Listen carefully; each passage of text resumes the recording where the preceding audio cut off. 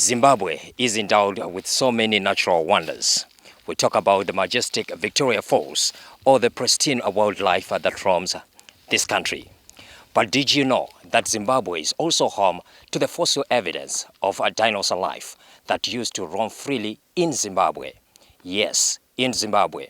And at this point, we are just 5.7 kilometers from where we are going to be showing you the real evidence. First discovered in 1984 by a professional hunter, the footprints of the gigantic animals are still visible along the Ntumbe River in Chawore South, Lower Zambezi, offering critical evidence that these species once lived in Zimbabwe.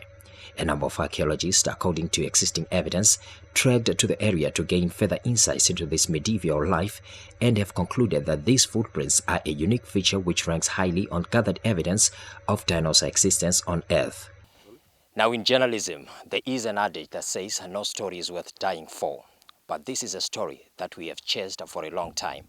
And although we are told that there are some wild animals such as buffalo and lions that come to drink from this water source, we are not prepared to give in to such threats.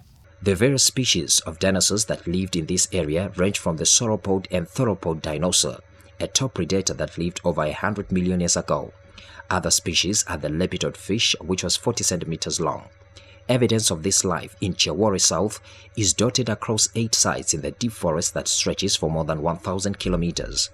Now we have been walking for the past 15 minutes and we continue to track down these dinosaur spots as we are going to site number 3 out of the 8 sites that are in this forest. But we will continue to keep track on these dinosaur footprints as we try to bring you the unique story of Zimbabwe.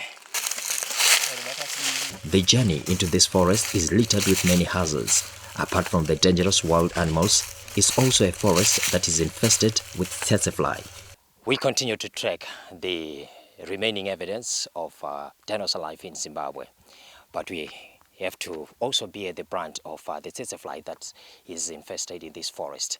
But we have no choice because this is one of the unique evidence that will probably tell a better story of how unique Zimbabwe is as a tourist destination. Usually a normal script for news involves varied comments from officials, but the evidence here tells a unique story of its own, different from our usual way of reporting. Besides, the rough terrain and dangers in this forest are enough factors to ensure that this story is told in this manner. Deep down in this forest, we lose track of where some of the spores can be found. And we're just waiting on the park ranger to just find his bearings and direct us to where we can find the remaining spots. The footprints of these enormous creatures offer a unique opportunity for Zimbabwe to start repackaging its tourism products and benchmark on this heritage for optimum visibility on the international markets. While this evidence has been in existence for over 3 decades, very little has been done to highlight and document this world-class heritage, with the current efforts now being spearheaded by Mbire Rural District Council to package it as a viable tourist attraction. We believe that these rocks or this area was once wet during the time when these animals were existing. But I must quick to highlight that other forces of nature, such as erosion, are slowly eating into these prints, which will probably in the coming of 25 to 30 years might take these prints into extinction. So I would want to believe that and implore to my fellow Zimbabweans that there is need to archive and preserve these resources. Another step, as this dinosaur moved toward this Ntumbe River, presumably to drink some water.